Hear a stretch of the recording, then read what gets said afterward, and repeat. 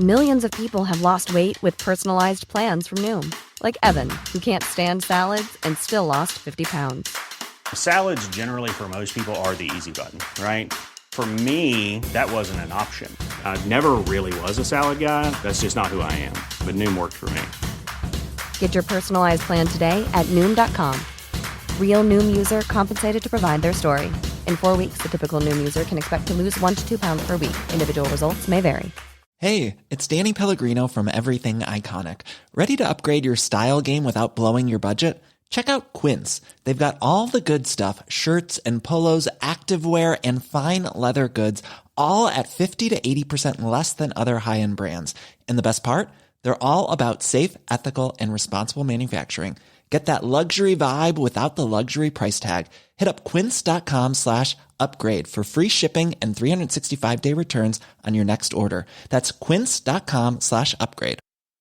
I'm Sandra, and I'm just the professional your small business was looking for. But you didn't hire me because you didn't use LinkedIn Jobs. LinkedIn has professionals you can't find anywhere else, including those who aren't actively looking for a new job, but might be open to the perfect role, like me. In a given month, over 70% of LinkedIn users don't visit other leading job sites. So if you're not looking on LinkedIn, you'll miss out on great candidates like Sandra. Start hiring professionals like a professional. Post your free job on linkedin.com/spoken today. In 1809, a man in a red coat stepped ashore in Lisbon harbour. To the untrained eye, it was a repetition of a scene that had been repeated thousands of times already that year and would be repeated tens of thousands more before the Peninsular War was over. Yet this man was different, because if you looked carefully at his coat, you'd have noticed subtle differences. For this man was not wearing the uniform of one of the king's regiments. He was wearing a militia uniform. This man was not a volunteer. He was a tourist, one of a small group of individuals who, over the course of the conflict, travelled to Spain and Portugal in a bid to see the sights on Britain, Spain, and Portugal's struggle against Napoleonic France. Tonight, in the second instalment of this two-parter on Peninsular War tourism, Professor Rosemary Sweet and Dr. Richard Ansell return to talk further about the experiences of these men, from being mistaken for generals to becoming prisoners of war, and much more besides.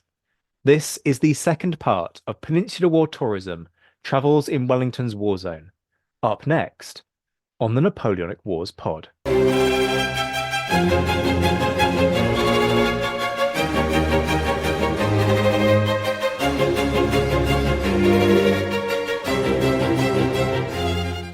I think we will get to that because there's immediately a question about status, and parading around in your militia uniform might be fine when you're back home and you're not likely to come across regular officers of the line, but you get some pretty scathing comments, even about newbies going out, let alone militia officers kind of going around and parading around in their uniform. So we'll come back to that in just a second. But I just want to deal with sort of the perhaps the psychology of the decision making is sort of over egging it a bit. But this is an active conflict zone, and it takes a certain mindset to decide to go out to an active war zone. And I do wonder if part of that is sort of perhaps a 21st century perception of what conflict is, and being more accustomed to sort of total war and the prospects of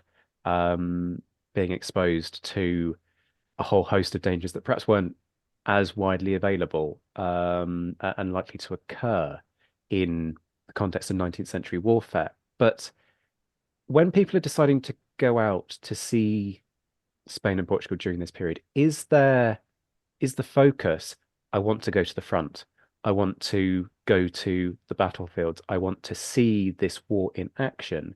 Or is it much more about, there's a lot going on, I'll sit in the sort of rear echelons and sort of observe some army stuff going on, but actually once I've done that for a few days, I'm going to go off to somewhere else entirely and see something else of cultural significance? Is there sort of a desire to ride both horses, or are people kind of almost going out with an almost voyeuristic slightly macabre desire to see war in action.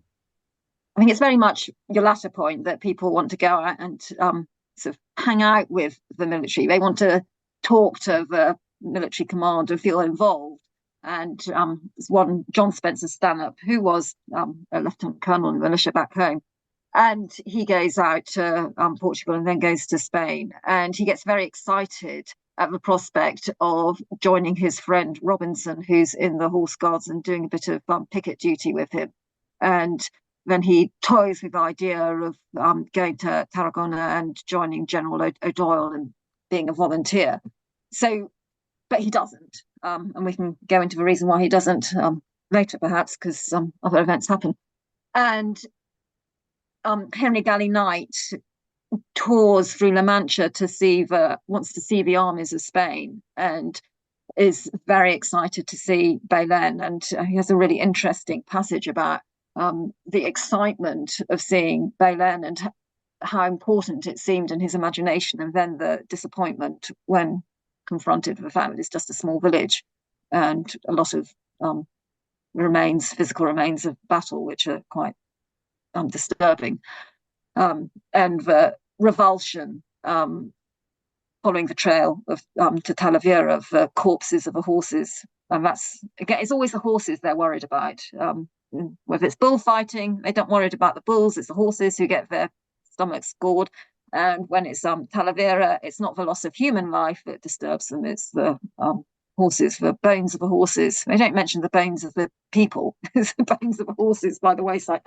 So Galley Knight's very much following the path of the course of the army, but not actually at the front. And he likes talking to the officers, because he's wearing a militia uniform. He gets asked to inspect the troops, and Trujillo, he's invited to decide whether deserters should be imprisoned or executed, which he finds a bit disturbing.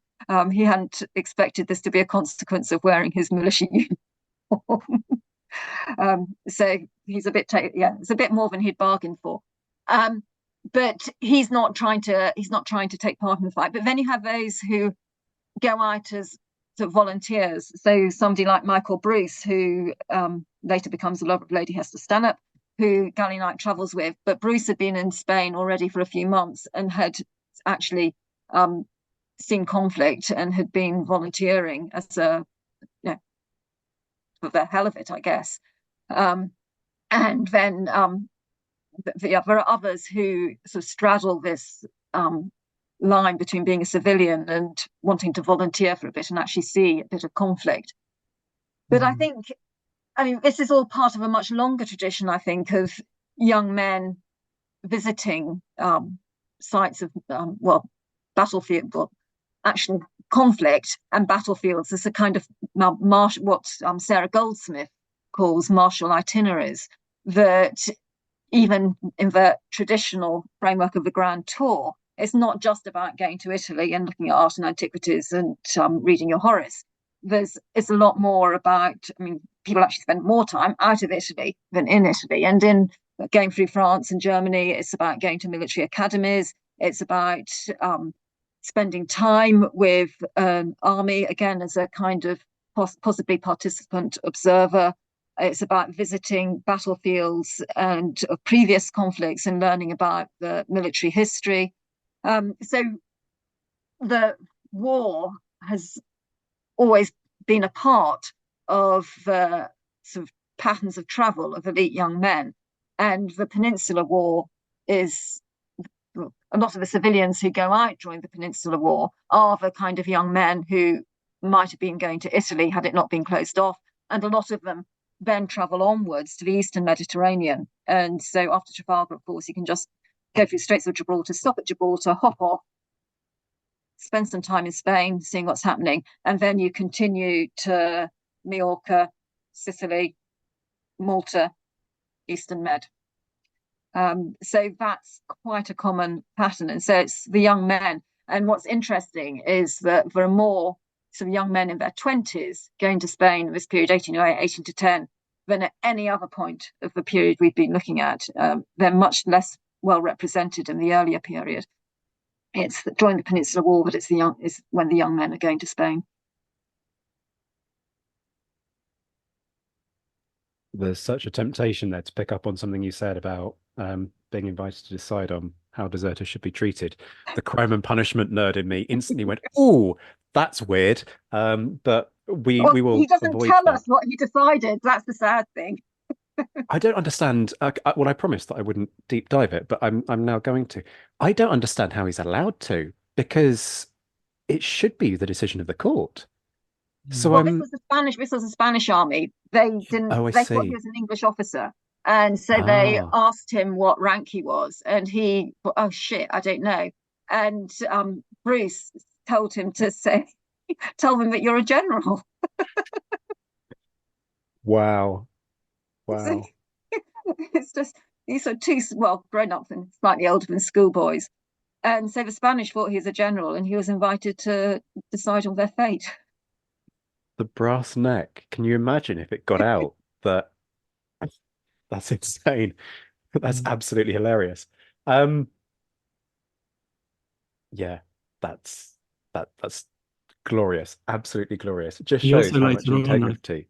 Sorry, carry on. no, sorry, I was just going to say, he also later on, I think, is very put out for being stopped for sketching fortifications. Yes. Yeah, well, And he gets arrested there. extremely, yeah. He's at Cartagena, and he Yeah. rather unwisely decides to sketch the scenery, and the Spanish are convinced that he's sketching the fortifications, so arrest him. And all would have been well, except that in the sketchbook, he had been recording conversations with the Spanish and observations about the Spanish, not all of which were very complimentary. And the worst is that all the elite in Cartagena are really negotiating with the French and the sympathizers to the French, which the governor of Cartagena was not really very pleased to see. And so a lot of negotiation and letters to Lord Wellesley had to be written, and eventually the page was torn out of a sketchbook and he's allowed to proceed. But yes, he was cutting it a bit fine on a couple of occasions. But very put out by all of that, I think. Yes, yeah, he thought it was a complete waste of time. And I can imagine, yeah, Arthur would have been absolutely fuming at having to waste his time. There he is trying to run a war, and we know what Wellington was like.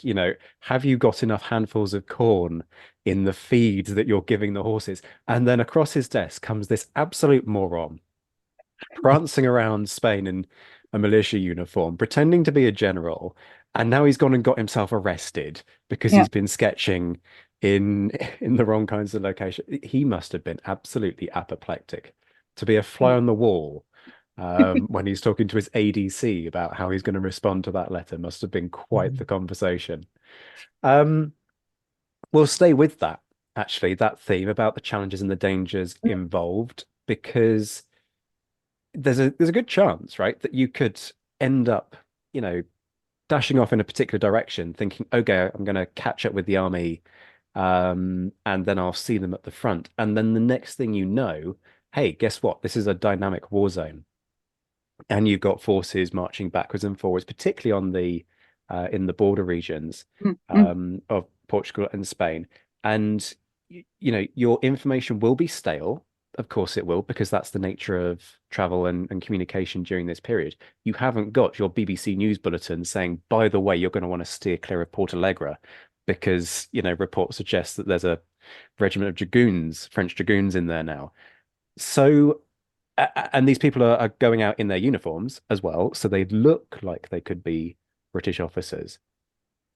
So I'm curious about how that sort of double-edged sword plays out. Okay, great. You go out in your militia uniform and you look the part so you can get your horse and you can get your billet and basically a free ride around chunks of Portugal and Spain. But at the same time, if you're in the wrong place at the wrong time, then, those dragoons coming over the hill might start to treat you rather differently than if you're in your civvies. So just talk me through all of that, and there must be some stories about how that kind of goes quite badly wrong. Yeah, exactly. And news about where the French are is always hazy, and plans have to be changed accordingly, because the French are expected to be entering wherever or reaching another place. So you change your plans. But I think there's only one example of where we've come across where things go really wrong, and that was John Spencer Stanhope, who was he got a stomach bug, so couldn't travel with his friends from Gibraltar to Sicily. So he decides to go north, and he do something else, and he ends up in Cartagena, and he decides that he will try and get across to Mallorca, but it's very difficult getting transport because of, obviously, it's wartime. And eventually he decides, somewhat unwisely perhaps, that the best thing to do would be to go in a privateer, on the grounds that other privateers would be less likely to attack this privateer. That the privateer said that, yeah, he could drop him off in Mallorca.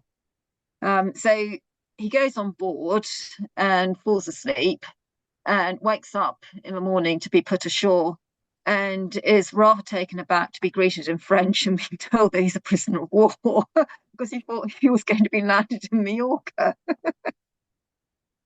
And so he ends up in Barcelona. He's sort of under house arrest initially, but starts chatting up his neighbour's wife, and his neighbour gets very jealous, and so plots against him. And well, this is how Stanhope presents it.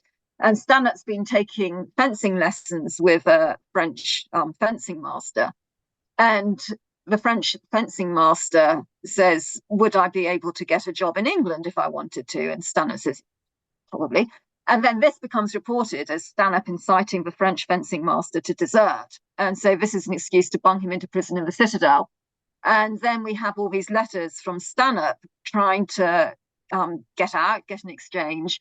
And this is where the perils of wearing a militia uniform is, because he's saying, well, I know I was wearing my militia uniform, but the difference between being in active service and travelling for leisure. That one did come back to bite him on the bum, so to speak. And anyway, eventually he gets transferred to France. He spends a couple of years in a prison war camp in Verdun. Then once he's out, he goes back to England briefly, and then he continues on his journey to Greece, because that's what he'd always intended to do. And he tours Greece, and when he comes back, he publishes his thoughts on Olympia and the Platea, and that's what he's known for now. And his whole episode where he spends several months in Portugal and Spain, and then in 2 years in a prisoner of war camp, is almost entirely forgotten. See, I thought you were going to say that he gets back to the UK, then goes out in time for Waterloo, and then somehow manages to, I don't know, find himself fending off the Imperial Guard or something. Exactly. That's the novel version, I think. Yeah. That's the Hollywood. That's the Ridley Scott cut. Ridley Scott one, yes. Indeed. Complete with telescopic rifles. Move on, Zach. Move on. It's a long time ago now. Okay. And we weren't there, so what would we know? Precisely. Don't get me started. Seriously. Does anyone try stopping these people from traveling? Does anybody turn around and go, look, you've been an idiot. You're going out into a war zone. No. There's no kind of... What about companionship as well? Is this because you talked about a lot of young men going out?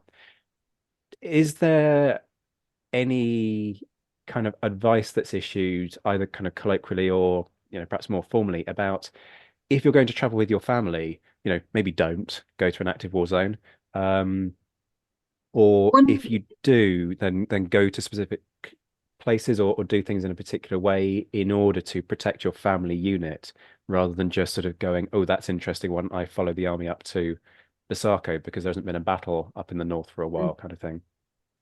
No, I mean, during this period, I wouldn't say for any family units travelling in Spain. Lady Westmoreland's there.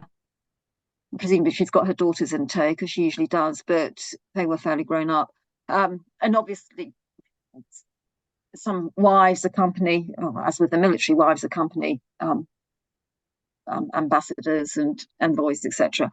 There are some women there, but I wouldn't want to give the impression that there are thousands of Brits going out there. It is, it's handfuls really, but it is quite striking, the numbers. It is probably in the tens rather than the hundreds, but it's still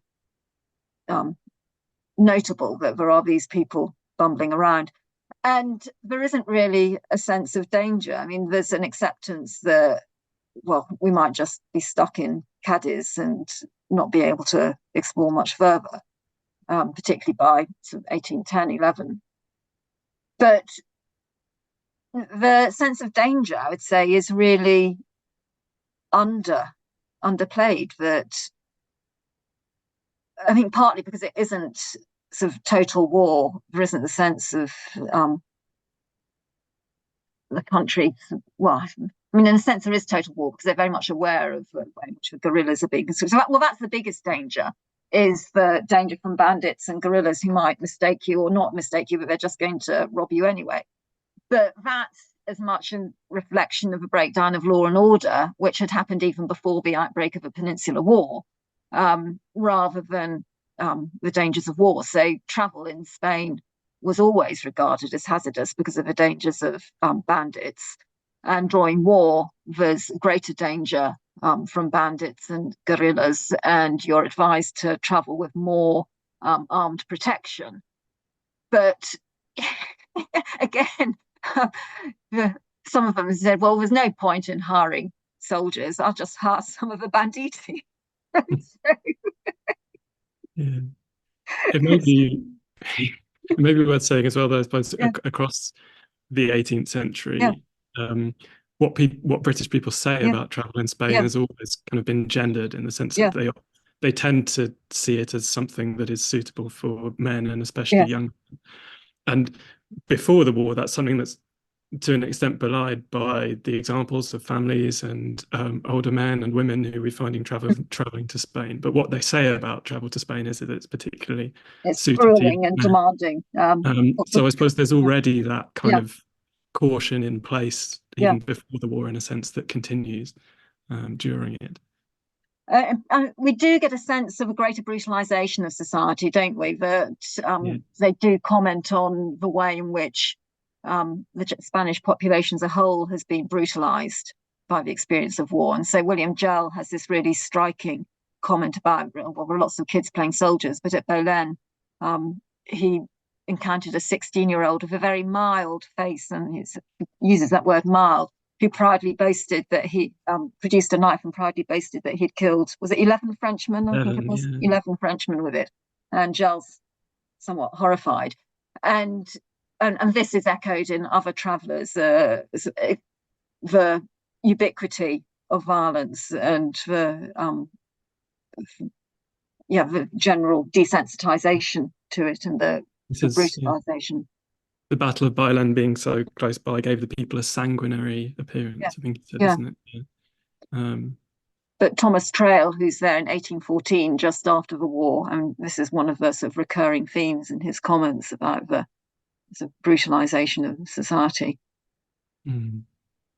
There's an interesting parallel there with some of the rank and file experiences. Ed Costello springs to mind when he's in Madrid, and he finds himself a lady who becomes his girlfriend for a brief period of time. And I forget if it's his new girlfriend's brother or whether it's the former lover who pitches up, and he's a gorilla. And he's got this necklace of ears, and he's sort of talking very proudly about, I've taken this from this person, this from this person. And Costello's sort of looking at this in absolute appalled horror at just how brutal. And so there is that kind of commonality of kind of perception that I think it's almost as though people want to believe this about the Spanish, and that this perhaps sort of tracks back to those perceptions early war, that the nation's risen up and everybody's lurking behind a wall, waiting for their opportunity to stick the knife into an unsuspecting Frenchman's ribs. And so these stories keep getting picked out. And there's no question that there were examples that were genuinely horrific, but I wonder if there's a trope that everybody's kind of out there looking to see manifested. I think so. And it also echoes back to the innate cruelty of the Spanish inherent in the Black Legend. But also, particularly people like Thomas Traill see it as a response to the way in which they've been brutalized by the French.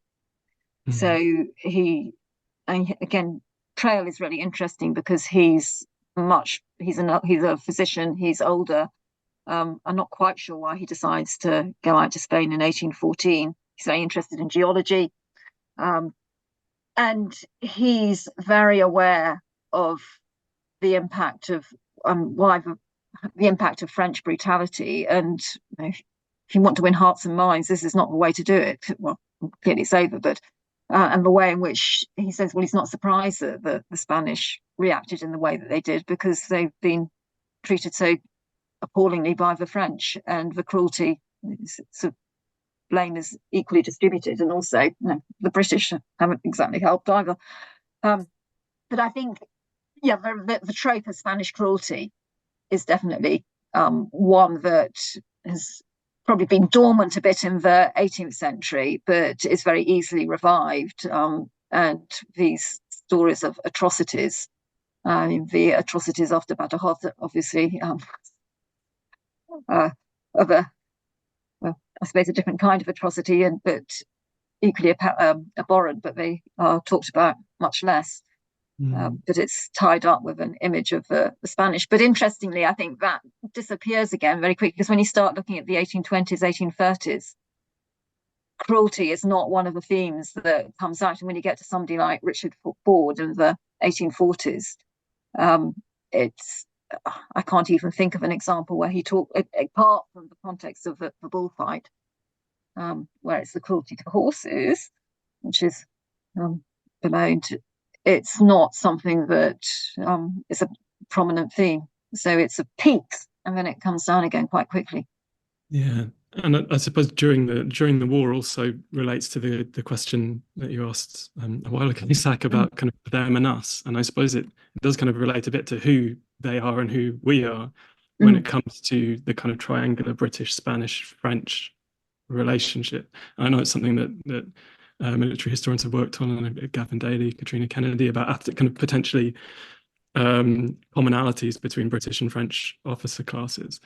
But one of and their attitudes towards Spain. But one of the things that we've been working on in, I suppose, the longer history of British travel to Spain is quite how much overlap there is between British and French writing and reading about Spain and Spanish national character, and a kind of, I suppose, a kind of an Enlightenment way of seeing Spain that's shared by the British and the French. And I suppose all of that is kind of, feeding into stories and anecdotes about Spanish cruelty towards the French is this sense of a kind of who are they and who are we. Well, this is one of the things that comes out particularly amongst the officer class within certain circles. Do we actually have more in common with the French that we're fighting than we do the people we're ostensibly here to defend? And it's not something that I see talked about a vast amount, partly because I think there is this tendency within the British writing to focus on Britain's role as, inverted commas, liberator of Spain and Portugal. And so it's not a theme that I see picked up a lot, but there is this undertone of, and this kind of, it underpins what I'm referring to right at the top of the show. There's more respect for the French because it comes back to what you were saying earlier, Rosemary, about there's a perception that the French are more civilized. And I suspect that's greater awareness, greater exposure, but there is this respect for the, inverted commas, enemy that there perhaps isn't for the ally. And I wonder if that feeds into the way in which, and I think it probably does feed into the way in which the British treat the local populations in Portugal and Spain. That sense of, not a word that I use very often on this show, but othering, inverted commas. That sense that there is more common ground with the French than there is between the British and the French than there is between the British and the Portuguese, or the British and the Spanish. I mean, I don't think they see the Spanish as their equals in the same way that they might see the French as their equals. And they certainly, the military and civilians too, as you'll know, they talk about the way in which the English and the French are happy to mix socially outside the context of war. And the Spanish just can't comprehend this, and that the Spanish are less civilized in the conduct of war. And this is one of the things Henry Galley-Knight talks about as well, that the sort of uncivilized conduct of war by the Spanish is very different from the way in which the English and the French conduct war. So there is this sense of a more cosmopolitan, gentlemanly culture that unites England and France, which Spain lies somewhat out of. And that said, obviously, there are Spanish people who the English encounter who they would include in this more cosmopolitan, gentlemanly world. But there are fewer of them, and they're regarded as unusual. And most of the Spanish are regarded as, it sounds awful, but a step further back in terms of the civilization and values of civilization, that they're somehow slightly apart. And again, it feeds into this broader narrative of Europe equals Britain and France and the Netherlands, sort of northwestern Europe, and then there's this othering of southern Europe, which people have talked about in other contexts, and the kind of Europe isn't defined just in terms of Asia or Africa, but it's also being defined internally against this sort of the warm South, in particular, or the more barbaric East, as it's seen. Ryan Reynolds here from Mint Mobile. With the price of just about everything going up during inflation, we thought we'd bring our prices down. So to help us, we brought in a reverse auctioneer, which is apparently a thing. Mint Mobile Unlimited Premium Wireless. How to get 30, 30, bit to get 30, bit to get 20, 20, 20, bit to get 20, 20, bit to get 15, 15, 15, 15, just $15 a month? Sold! Give it a try at mintmobile.com/switch. $45 up front for 3 months plus taxes and fees. Promo rate for new customers for limited time. Unlimited more than 40 gigabytes per month. Slows full terms at mintmobile.com. Millions of people have lost weight with personalized plans from Noom, like Evan, who can't stand salads and still lost 50 pounds. Salads generally for most people are the easy button, right? For me, that wasn't an option. I never really was a salad guy. That's just not who I am. But Noom worked for me. Get your personalized plan today at Noom.com. Real Noom user compensated to provide their story. In 4 weeks, the typical Noom user can expect to lose 1 to 2 pounds per week. Individual results may vary. There's another rabbit hole incoming here, which is that I see all of what you say from a British memoir, British soldier's memoir perspective. But when it comes to representations of women, attitudes towards women, massive sexualization of women, frankly, very open confessions of what we would today regard as sexual assault, of varying degrees. A lot of that is quite jarringly and frankly written about by officers. Some of them, like Shalman, who you read enough Shalman and you very quickly realize what a disgusting individual he was as a human being. Others of them just sort of drop these comments in so casually that you become aware of how much of a culture this must have been amongst the British officer corps.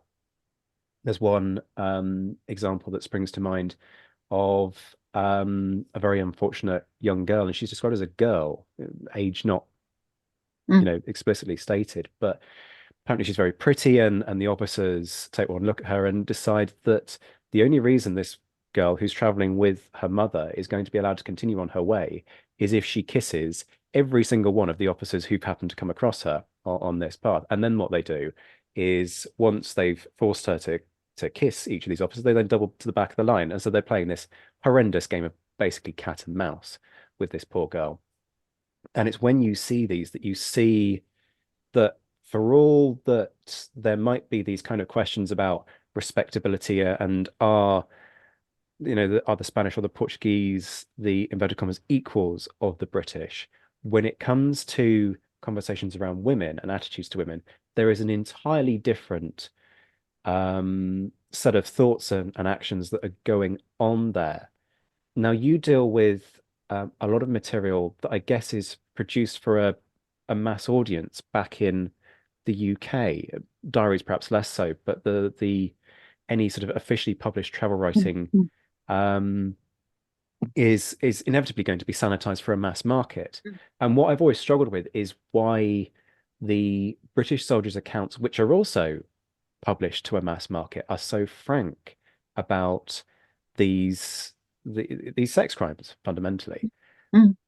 Do you have any thoughts, or again, this apologies, it's more a sort of a comment and just a series of ideas that I'm throwing out there than a specific question. But what do you see of that, I guess, is my question. And do you have any thoughts on sort of sanitization, the extent of those views that you see exhibited by the British soldier being commonplace amongst others who are traveling? Is this again one of those kind of soldier versus civilian distinctions at play, where the sort of macho, inverted commas, military style of community creates a different set of norms to what your typical tourist might express? What do you think's happening there? Well, I think last point, I think that kind of behavior you're describing, that is definitely the product of a macho military environment. But having said that, it's probably facilitated by the ubiquitous view of Spanish women as being sexually attractive, but also more sexually free in many ways. Although the young girls are kept in seclusion, I mean, this is a stereotype, they're all kept in seclusion and not allowed out, and they can only meet their lover in church, and if they're not married, they're bunged into a nunnery. And obviously, visiting nunneries is a major entertainment for during the Peninsular War. Not really part of the tourist experience. That's one of the, we can come back to that maybe. But there's also a long stream of commentary that Spanish women have less decency than British women, and particularly after marriage, when they're allowed out in the world more, but even before marriage, because the restrictions of women are becoming less, they comment, and they're much more sort of advanced, and in a sense of morally, well, not what's the word I want, but they will talk about things that you wouldn't expect a young English lady to talk about, and they will suggest things that a young English lady might not. And there's one chap, James Moore Molyneux, who's another of these people who's based in Gibraltar and decides to travel around Spain. And it's secondhand, but he talks about how a friend of his was invited to dinner, and this very forward, lively, vivacious young woman who was obviously feeding him up under the table, and he could hardly, he was getting very embarrassed because he was having massive erection and didn't know what to do. And no, this would not happen in England. Well, I'm sure it did, but the assumption is that it wouldn't. And that's one of the more overt, and of course that's his diary, it's not for publication, but you get a lot of comments about men being very smug that English women wouldn't behave in this way, and that this is another symbol of the degeneracy and depravity of Spain, that women are allowed to or encouraged to behave like this. And now, again, it goes back to education. We don't need some of them. Well, Alexander Jardine, who's very strong on this, is a friend of Mary Wollstonecraft. But even without Mary Wollstonecraft, it was obvious to people that girls are not being educated at all, and that they don't have anything to occupy their minds, and that this is all their entertainment. I mean, you get the same kinds of arguments for female education in England, and Spain is the kind of extreme of what happens if you don't give girls any kind of education at all. They have nothing left in their lives to occupy their brains, and all they think about is love, as Lady Holland says, and they're obsessed with it, and it's their only way of getting out of the home. So there is this sense of being more sexually available. We don't get an awful lot of comment, even in private, of people forming relationships, or much less commentary on prostitution, actually. I mean, if you look at accounts of Italy, talking about prostitutes is a big thing when you're in Venice, and a big thing in Naples, because it's part of a warm side for sort of sensual allure, and lots of prostitutes around. And big thing in Rome, because the Pope is supposed to tax the prostitutes and make money out of them. Very little commentary, occasional references to them, but it's not part of the trope of writing about Spain. So I'm sure there were plenty of prostitutes which British travellers made use of, if you like. And then there's the system of cortejo, where married women would take a lover or maybe just a platonic friend, similar to the Cicisbeo in Italy. That attracts a lot of commentary as being another example of a depravity of morals, etc. But interestingly, in Italy, it's the Cicisbeo is framed in terms of Italian effeminacy and the fact that men can't keep their women, if you like. In Spain, they don't.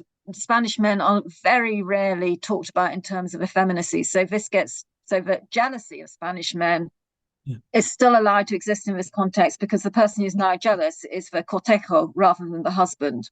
So you get round the effeminacy issue by making it the cortejo who feels the jealousy against any other man rather than the husband. And the husband is just not really a partner in this thing. And so Spanish men are not seen in terms of effeminacy, and Spanish women are seen as high. Well, I mean, all the descriptions are highly, they're so stereotypes. It's the sparkling black eyes, it's the black hair, it's the white skin, it's the ample proportions, or the embonpoint, whatever you want to talk about it, and the slender ankle and the tiny feet, and the way in which they flick back the mantilla, and the way in which they walk. Spanish women apparently have a very sexy walk, and their ability to flick the fan and whisk back the mantilla, it has them all salivating. So there is, and this is this is throughout the period we're looking at. So I think that plus the sort of masculine environment of the army, where these things get out of control, as we know in many other contexts, is probably. Sorry, that's a very rambling answer. I would agree with it, though. I think that whether it's a military civilian distinction, I'm not sure, but I think in the writings we've been looking at throughout the period of late 18th and early 19th century, it's extremely rare to find evidence of actual sexual activity, I think. Richard Worsley, example from the 1780s, where the diplomat has to get involved because Richard Worsley has been having an affair with a married Spanish woman in Madrid, and she has become pregnant. But apart from that, I can't think of any examples. But as you say, the kind of the sexualization of Spanish women is a real kind of staple of published travel writing. And it's one of the main things that people believe they know about Spain. So it's absolutely not the whole story, as Rory said, but it's an important part of it, I think. And it frames the way in which people see Spain. I mean, their journals and their letters. So you quite often get people being disappointed that the Spanish women aren't as beautiful as they'd expected, and they don't live up to this image. So you get this sort of unfulfilled expectations. But everybody travels, and then say even when they're not writing for publication, you still get the same. Oh yeah, sparkling black eyes, beautiful black hair. That's what they've been primed to see. So that's what they see, and that's what they think they've got to record. So that shapes their perception. Yeah. There's a whole methodology question buried in there somewhere in what you've just said, Rosemary. But I want to stay with another thing that we're exploring at the moment, which is kind of that distinction between the, inverted commas, traditional tourist, i.e. somebody who's gone out there with that explicit intent of seeing this part of the world, versus the soldier as a tourist. And for someone like me, when an officer spends 3 pages of their memoir waxing lyrical about a windmill that he's gone and visited that particular day, I kind of look at it and go, well, that's lovely, but it's not hugely relevant to what I'm looking for in terms of crime and punishment or discipline. You know, I want to know what you thought about flogging man, not whether you sort of thought this windmill was particularly impressive and quite how far the river level had dropped or whatever. But these are some of the things that sometimes come across in the memoirs. And for you, I would imagine that's perfect. That's exactly what you're looking for. Proof of how obsessed they were with Don Quixote, because one of the things they're really excited about is seeing Spanish and Portuguese windmills, which are much lower off the ground. So you actually could tilt at them, because what had been bothering them was how on earth do you tilt at these massive windmills that you have in England? So they're always delighted when they see Spanish windmills, because it explains a really puzzling thing about Don Quixote. I didn't even know that was a thing. That's That's great. That's perfect. You quite What? often get these little comments. Oh, this explains Don Quixote. Yeah, Yeah, especially in La Mancha, which they see yeah, as the yeah, terrain, obviously the terrain yeah. of Don But Quixote. Henry Holland, one of the first things he talks about when he lands in Portugal is all these windmills. At last, I understand Don Quixote. Ah, so perhaps that's why windmills seem to kind of sit Yeah, in the back of my brain so much as a yeah, topic of yeah. conversation. I want to kind of stay with that though, in terms of the tropes that you see in the writing of British officers or British Mm, soldiers mm, versus what you see amongst the inverted commas traditional tourists, in as much as there are traditional tourists during this mm, period. mm.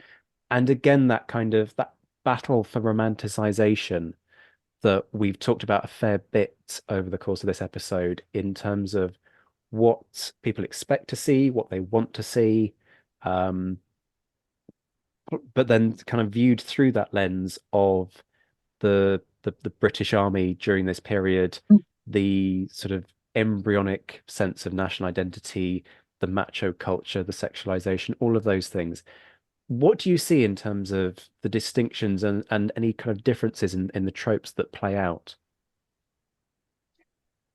I think a lot depends on which military officer's memoirs you're looking at. I mean, some of them go full tourist, like Moll Shearer and his recollections of the Peninsular War. I mean, he, in many ways, very indistinguishable from your civilian traveller. And then there are others which account of Wellington's campaign, and they have no intention of writing about the touristy things. Maybe they didn't do the touristy things, and they might have gone to Merida from Badajoz, but not much else.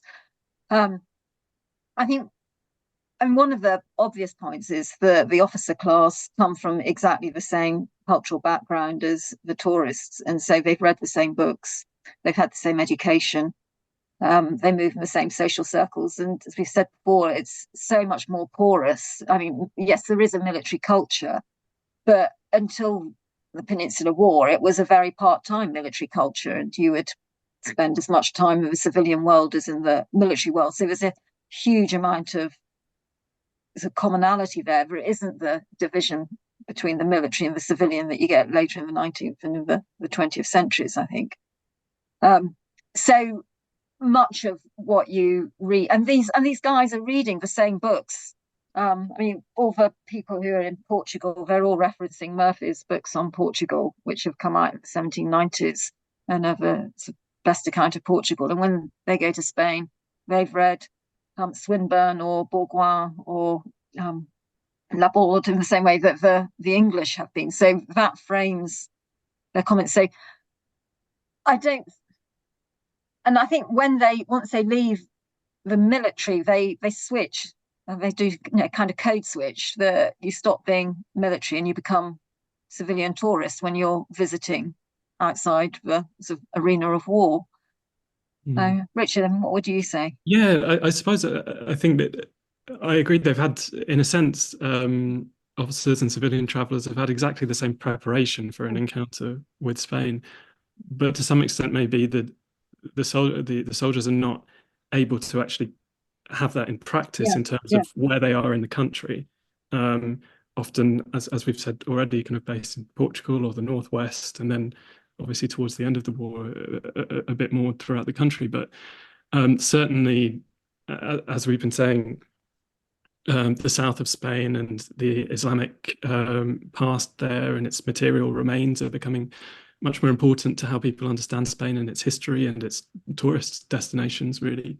But that certainly after the French invasion of Andalusia, early January, February 1810, that's something that is not available to people as a tourist destination. Yeah. So it's quite a kind of cut up encounter with Spain from a tourist point of view, if you know what I mean. It doesn't allow the full experience that people might have expected, but that civilians who we've been traveling were able to have in kind of 1808, 1809, when it was possible to kind of travel around Andalusia, and in fact, even as I think we've mentioned, to kind of frequent the kind of the cream of Spanish society that sort of fled Madrid down to Seville and then Cadiz in the south, but is a kind of a tourist experience that's not really possible for the second half of the Peninsular War.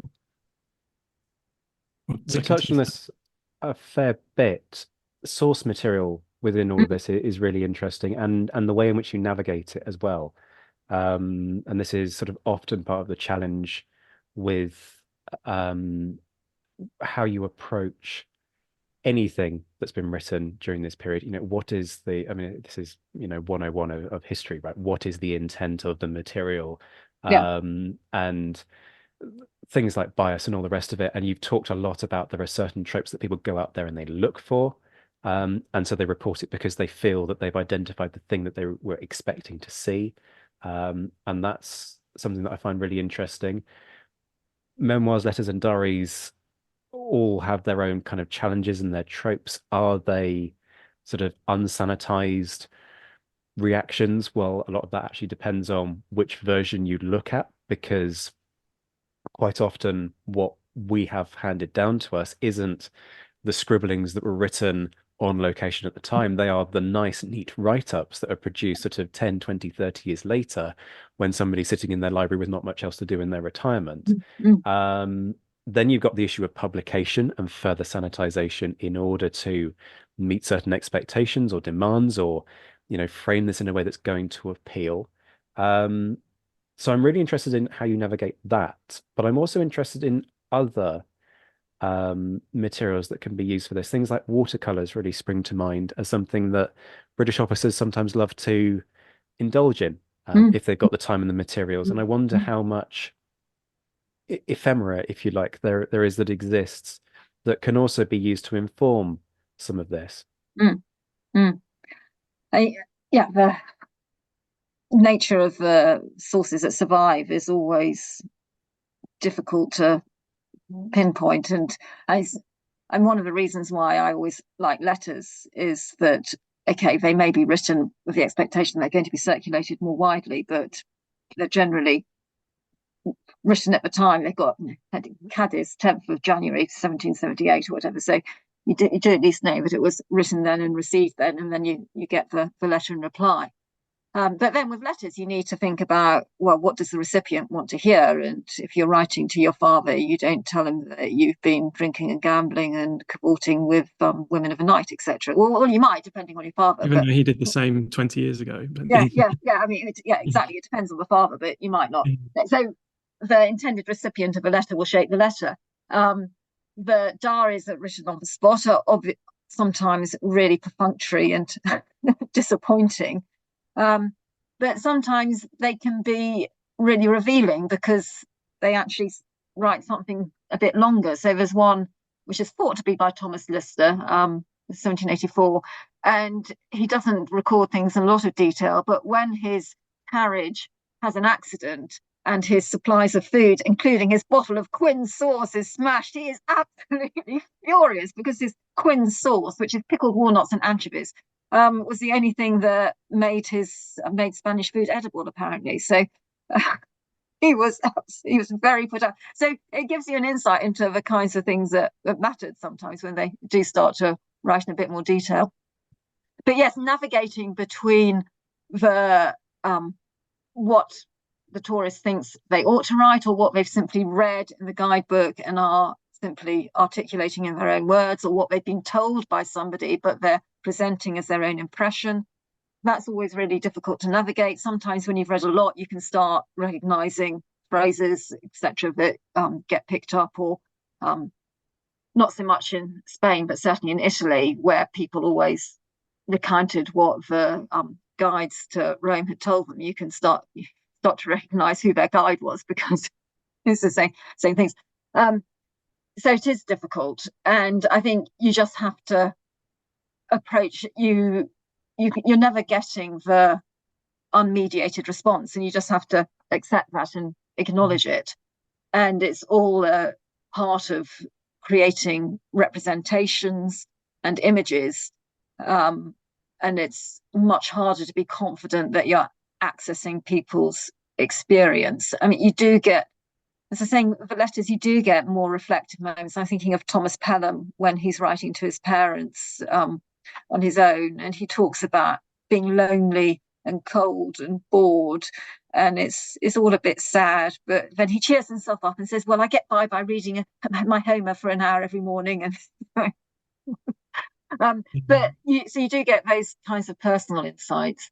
In terms of ephemera, quite a lot of people are sketch. Obviously sketching was something that people were taught to do, and so again, that is an insight into what they find interesting. So mules are frequently sketched because the British are very intrigued by mules. So it's not that mules are unique to Spain, but I think a lot of them haven't really encountered mules a great deal before arriving in Spain and Portugal. And it's an economy that is heavily reliant on mules. And mules don't behave like horses, and they're not trained like horses. They respond to verbal commands rather than the reins.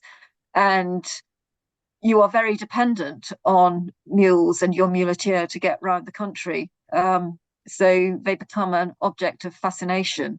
And of course, the muleteers are very, very proud of their mules, and they've all got their names and they've got their ribbons and their bells. And so the mules feature very prominently, and lots of people sketch the mules and the calessa, the sort of form of coach.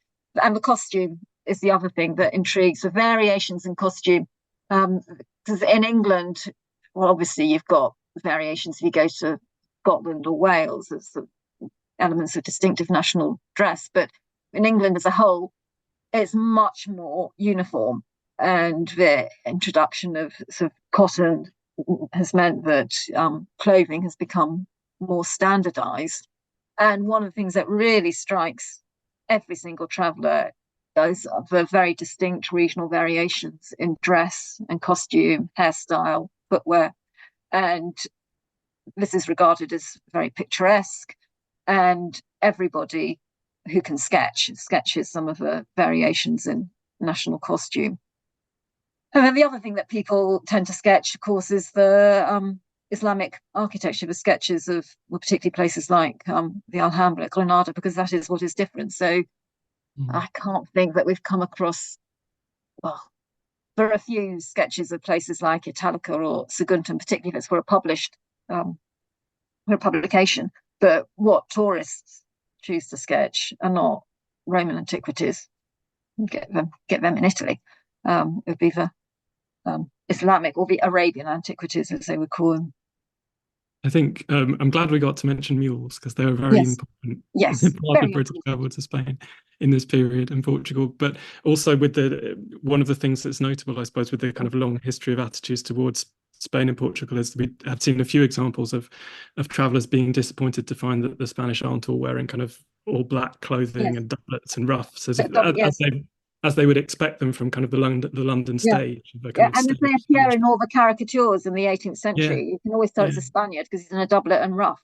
Yeah, but I think one thing that I would say about the kind of source material as well is, I think you're absolutely right that the letters often kind of give these kind of immediate impressions, but it also can be really interesting to see the ways that people kind of work through their time in Spain and Portugal in the years afterwards as well. You mentioned about the kind of a lot of the Peninsular War memoirs are kind of written up in the years, even decades later, and how people kind of rethink what they've seen, even often, because it's also, as we mentioned early on, a time where, especially by the early 19th century after the war, 1820s, 1830s, a time when people in Britain and France and Germany and elsewhere are starting to see Spain more through the light of a kind of an Orientalist view of the Islamic past, and perhaps Spain isn't fully European, and a kind of romanticization of these ruins of Islamic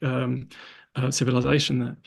And the great example that we've seen in our work of this is a traveller we've mentioned a few times, William Gell, who was in Spain at the beginning of the war. He's the guy who goes for the winter of 1808 to 9 and visits the Alhambra in December 1808 and makes lots of sketches of the building there, writes pages of accounts of it, and is obviously fascinated by it.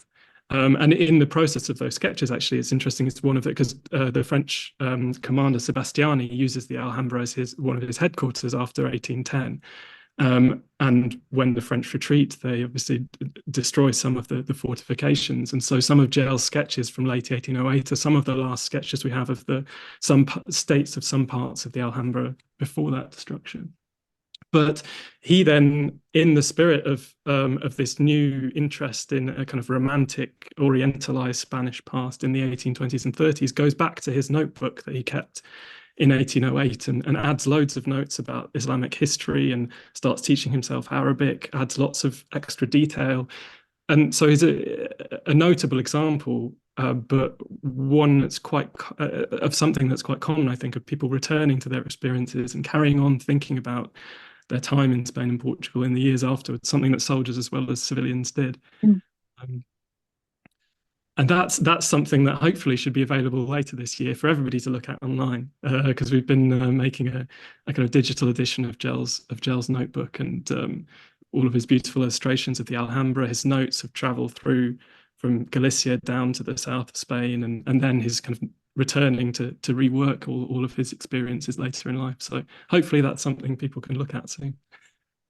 Fantastic. Well, there's something for folks to look forward to as a follow-on to this. It's been a fascinating conversation. I always like the ones where I have to really think my way through an interview and get to rabbit hole very selfishly down the different avenues that interest me, quite frankly, because, hey, it's my show, so I get to ask the questions. So I'm just selfish. We should also say that you're doing a talk for the Napoleonic and Revolutionary War Graves charity. It will be later this month when this eventually goes out.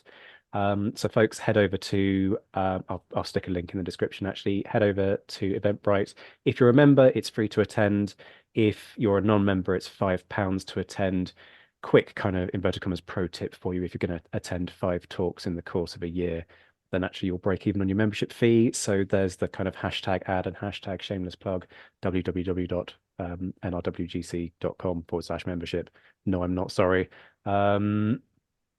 But yeah, thank you so much, both of you, for your time. Professor Rosemary Sweet, author of Cities and the Grand Tour, The British in Italy, 1690 to 1820, available at Cambridge. Link will be in the description, folks. And Dr. Richard Ansell, author of Complete Gentleman, Educational Travel and Family Strategy, 1650 to 1750, available from the British Academy, published in 2022. Again, link will be in the description. Folks, please do go and take the time to investigate these great academics' work further. Thank you both so much for joining me. Well, thank you. Thank It's been you. a pleasure. Folks, you know the drill by now. If you're new here, remember to hit that subscribe button so that you can find your way back. And if you're loving the show, remember to leave a review. It makes a vast amount of difference in terms of helping this show to reach a wider audience.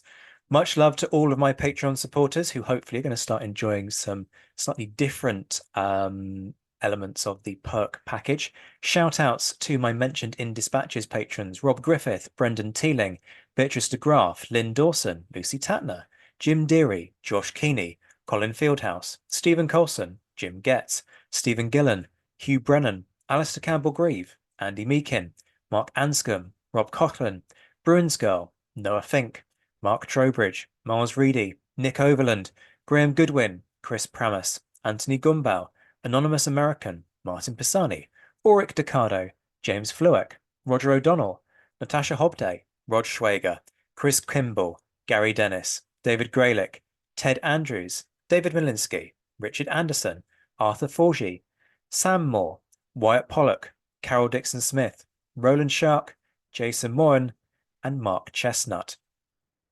And the Admirals: John Haynes, Ryan Diamond, JC Kaiser, Bob Burnham, Mike Guest, Liam Telfer, Todd and Led Campbell, Graham Swidenbank, Rachel Stark, Mark Duckers, David Maxwell, David Priest, Graham Callister, Sean Sullivan, Stephen Ashworth, Dan Hazelwood, Kate Walcombe, Steve Carter, Clemens Beman, Charles McKay, Reto the Sci-Fi Fan, and Tim Day. I'll be back very soon, but until then, I'm Zach White. This has been the Napoleonic Wars Pod. Take care of yourselves, my friends. Stay well, stay safe, and as always, thank you for listening.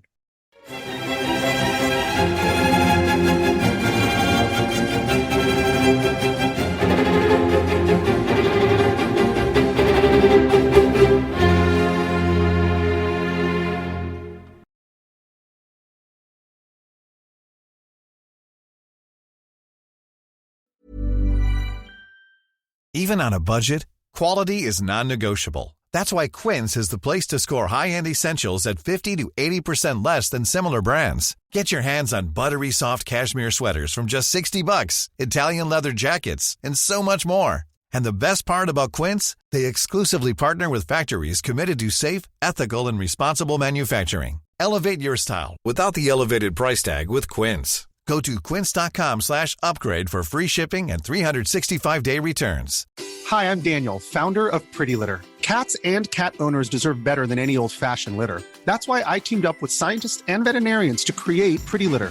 Its innovative crystal formula has superior odor control and weighs up to 80% less than clay litter. Pretty Litter even monitors health by changing colors to help detect early signs of potential illness. It's the world's smartest kitty litter.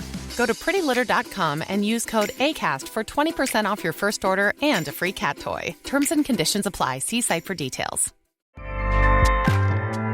Acast powers the world's best podcasts.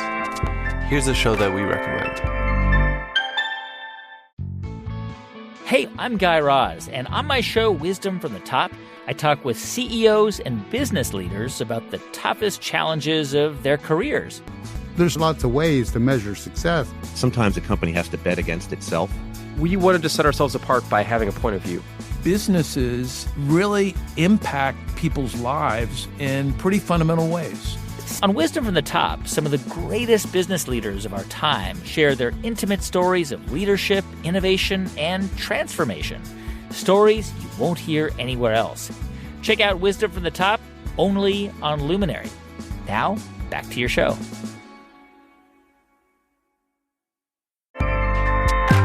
Acast helps creators launch, grow, and monetize their podcasts everywhere. Acast.com.